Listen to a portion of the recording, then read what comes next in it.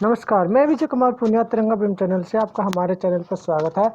अगर आपने हमारा चैनल सब्सक्राइब नहीं किया तो सबसे पहले चैनल को सब्सक्राइब कीजिए। नीचे लाल रंग का बटन है, आप उसको जैसे ही दबाओगे तो चैनल हो जाएगा सब्सक्राइब और आने वाली तमाम खबरें आप लोगों को मिलती रहेगी। तो चलिए खबर की तरफ बढ़ते हैं। IM यानी इंडियन मेडिकल एसोसिएशन ने हरियाणा के मेडिकल कॉलेजों में MBBS फीस को बढ़ाकर की 10 लाख रुपये।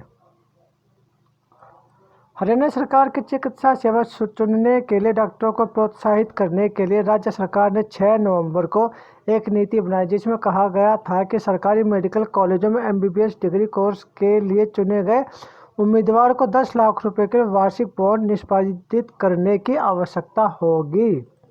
इंडियन मेडिकल एसोसिएशन के अध्यक्ष राजन शर्मा ने हरियाणा सरकार द्वारा राज्य के सरकारी मेडिकल कॉलेजों की फीस बढ़ाने के फैसले की आलोचना की है। सार्वजनिक मेडिकल कॉलेजों में फीस 50,000 रुपये प्रति वर्ष से बढ़ाकर 10 लाख रुपये प्रति वर्ष कर दी गई है। इसके साथ MBBS कोर्स में प्रवेश पाने वाले छात्र को 4 साल के कोर्स के लिए 40 लाख रुपये का टोटल भुगतान करना होगा। राजन शर्मा ने मीडिया को बताया कि सरकार के बारे में पूछे जाने पर कहा, मैं इस फैसले की कड़ी निंदा करता हूं। क्या हम गरीब परिवारों के छात्रों के लिए कर रहे हैं जो प्रवेश परीक्षा पास करने के बाद सरकारी कॉलेजों में प्रवेश लेते हैं। हरियाणा में इस फैसले का विरोध हो रहा है।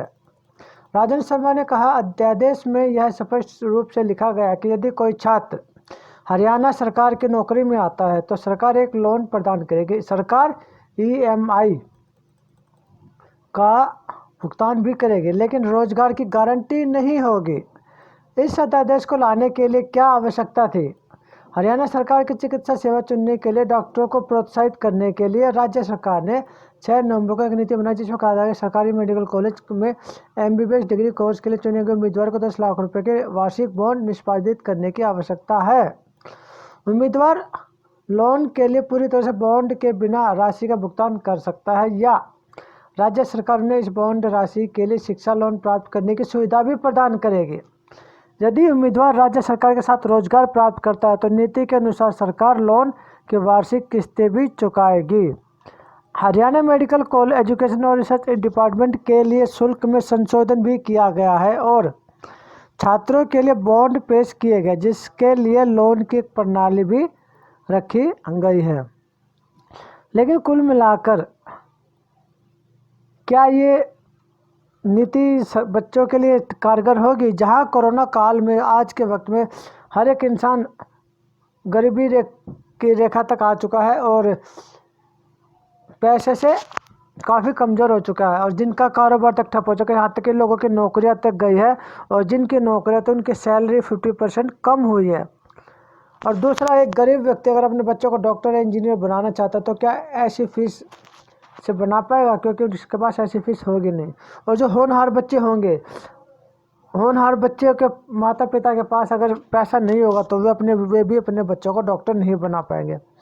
एक जब गैस सिलेंडर की सब्सिडी मिलती थी तो नरेंद्र मोदी ने एक अभियान चलाया था कि जो सक्षम लोग हैं वो सब्सिडी को गिव अप, यानी कि सब्सिडी को छोड़ दें। और जब उन लोगों ने सब्सिडी को छोड़ा था तो बाकी जो सब्सिडी से जिन लोगों को थोड़ा खर्चा निकलता था, उसके बाद जब उन लोगों ने नहीं छोड़ा तो सरकार ने वो सब्सिडी देना ही बंद कर दिया। साथ के साथ किसानों के साथ भी जो एक कानून आया था किसानों के लिए, उस कानून का विरोध भी हरियाणा के अंदर दबके हुआ। पंजाब और तमाम देश के अलग अलग राज्यों में उसका विरोध हुआ था। लेकिन यहाँ पे तो स्टूडेंट की बात है, जहाँ कोरोना काल में डॉक्टरों की कमी पड़ रही थी इलाज करने के लिए, और इस फीस को बढ़ाने के बाद क्या डॉक्टरों की पूर्ति पूरी हो पाएगी? और अगर कोई लोन लेके पढ़ भी लेता है, कोई लोन लेके अपनी एजुकेशन हासिल कर लेता है, अगर उसको नौकरी ना मिली तो क्या होगा उसका? वो पैसा कहाँ से चुकाएगा? वो लोन का पैसा कहाँ से चुकाएगा? ये सारा का सारा खेल जो है, आने वाली जो विद्यार्थी, आने वाली जो जनरेशन है, क्या आने वाले समय में डॉक्टर या इंजीनियर निकल के आएंगे हमारे देश में? ये सारा का सारा आप लोगों को सोचना होगा और आप लोगों को फैसला भी खुद लेना होगा, और अपने देश को बचाने के लिए जितना हो सके बाहर निकल कर आना भी होगा, और इन विद्यार्थियों का साथ भी देना होगा। क्योंकि आज के विद्यार्थी के माँ बाप के पास, पेरेंट्स के पास इतना पैसा नहीं है कोरोना की वजह से और नौकरी जाने की वजह से और आर्थिक मंदी की वजह से उनके पास इतना पैसा नहीं है कि वो अपने बच्चों को पढ़ा सके। तो सरकारों को एजुकेशन के क्षेत्र में जितनी से जितनी ज़्यादा शिक्षा सस्ती करी जाए तो उतना ही बेटर होगा, तभी हमारा देश आगे बढ़ पाएगा। दिल्ली से 2 संदिग्ध आतंकवादी गिरफ्तार। दिल्ली पुलिस की विशेष सेल की टीम ने 2 संदिग्ध आतंकवादी को गिरफ्तार कर बड़ी सफलता हासिल की है। विशेष सेल के एक वरिष्ठ अधिकारी ने मंगलवार को बताया कि इस खुफिया जानकारी के आधार पर जाल बिछाकर पुलिस ने 2 संदिग्ध आतंकवादियों को कल रात करीब 10:15 बजे यहां सराय काली खां स्थित मिलेनियम पार्क के पास से गिरफ्तार किया है। इसकी पहचान अब्दुल लतीफ मीर जो 22 साल का है, वे दोनों जम्मू के रहने वाले थे।